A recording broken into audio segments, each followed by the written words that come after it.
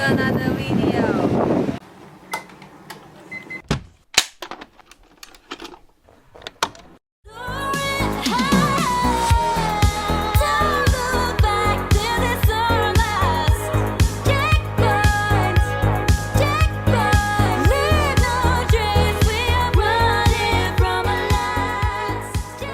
I'm sitting in arguably the most important city in China. I know most people, especially when I started making my videos, when I said I lived in Shenzhen, most people thought, well, where's Shenzhen? What is Shenzhen? I used to get a lot of questions. Everybody knows Shanghai, Beijing, the big ones, Hong Kong, but of course nobody really knew Shenzhen. But Shenzhen is, at least in my opinion, the most important city in China, because China would not be what it is today without Shenzhen. Now, since I got to Shenzhen, which is about 10 years ago, oh no, it's more than 10 years ago now, I've seen so much change. It's been incredible. It's actually quite astounding. It's all down to this guy over here, Deng Xiaoping, the guy who opened up China. That's why there's this massive portrait of him here, which is always kept in very good condition. And if we take a look at it, you can see there he is. Got the civic center over there, and a couple of the big landmark buildings, which of course now they're new ones, you know. Anyway, what I'm trying to get at here is that, okay, basically the amount of change I've seen in Shenzhen has been astounding. When I got here, the subway system consisted of 2 lines and looked like this. Now it looks like this, and in fact there are even more subway lines opening up tomorrow. I have seen shopping malls get flattened, completely knocked down, and new ones pop up in their place. I've seen whole areas of the city get built from nothing, and I've seen a huge amount of growth and a huge amount of wealth. I see Ferraris, Lamborghinis every day. It's just one of those places where there's a lot of wealth, and I think most of China's millionaires live in Shenzhen. I stand to be corrected, but I think I read that somewhere recently. Anyway, what I'm trying to get at here is, I get asked often, very, very often, why haven't you bought property in Shenzhen? Because the prices of property in Shenzhen have always been going up. I mean, literally since I got here, they have skyrocketed. I don't know how many hundreds of percent. They just keep going up and up and up, and it's almost like every year the property prices double, something like that. It's absolutely ridiculous, actually. So I'm on my way to the first apartment I rented here in Shenzhen to show you the first reason why I refuse to buy property in China. Right, now the first reason why I refuse to buy property here is the quality. I'm now standing in the sort of communal gardens of the complex that I first moved into, or the first nice apartment I moved into when I got to Shenzhen, probably in about December of 2006. And yeah, it's in horrible disrepair. You know, it was very nice and clean and swanky when I moved in, but after even about 3 years, you know, for instance, these water features here, which you know, used to have water in them, but after 3 years they just dried up and never seemed to get filled again. So that stopped straight away. You just look at things like, you know, the pavement's cracked, never been fixed, and well, here you can see like all the mold and whatever on the pillars here. This is just a, you know, a very basic idea that, you know, things are not maintained, is what I'm getting at. Alright, now what I'm not trying to point out here is the sort of state of disrepair, although I wanted you to see that. That is very common in China when there's a communal area, because this is all outside, and basically any kind of shared area, community area, will always degrade because people don't want to take responsibility for anything that isn't theirs. There is a management company that's supposed to kind of do the upkeep here, but management fees aren't actually very high in China, so they don't really have an incentive to do so. And the management companies of these buildings, they generally change quite often. So what happens is you'll get a construction company comes in, builds this massive new project. They put lots of nice things in here. There used to be a fantastic gym, restaurants, internet cafe, all that kind of thing here on the 3rd floor. Now there's nothing, it's all turned off, all the lights are off, nothing works. And that's kind of common for any apartment complex. So When it's new, it seems very attractive, and it's something that you think, yes, I'd love to move in here, I'd love to buy a property here or an apartment. However, it takes maybe a year, maybe 3 years, and it's all gone to shit. Excuse my language, but that's just how China works.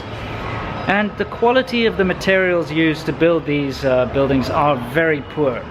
So you will find cracks in your walls, your plumbing will kind of start leaking, you know, your electricity will often sort of just flake out or break.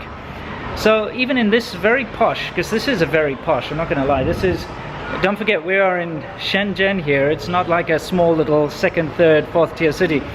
Shenzhen is on the par with Beijing, Shanghai and Guangzhou. It is a first tier city, it's home of the most millionaires in China, and yet this building, which is a very expensive building, it costs millions of RMB to buy an apartment here. And the rent here is around about, I guess starts at around about 6,000 RMB a month. And this is the quality you can expect. You can expect your wallpaper to peel off, you can expect your plumbing to be bad, because I had to replace, even in the brand new apartment I moved into, I had to replace faucets, you know, taps that just broke off. I had water seeping through the wall at one point because a pipe had, you know, ruptured inside the wall. I've had to deal with, well, all sorts of things that you would not expect from a brand new building in a first tier city. So that's number one. Quality is definitely poor, and it doesn't matter where you go in China, it doesn't matter how new or how fancy the building looks, the quality is going to be subpar and it's not going to last. So that's why I won't buy property in China, number one. Let's get on to the second reason. Made some of my first videos looking over this view over here. So I'd like to get on to the final point as to why I'll never buy a property in China. And it's basically down to greed. You know, Chinese tradition kind of forces people into buying property if they want to get married, which is very good. I think it's good to have stability in your marriage, and it's a good idea.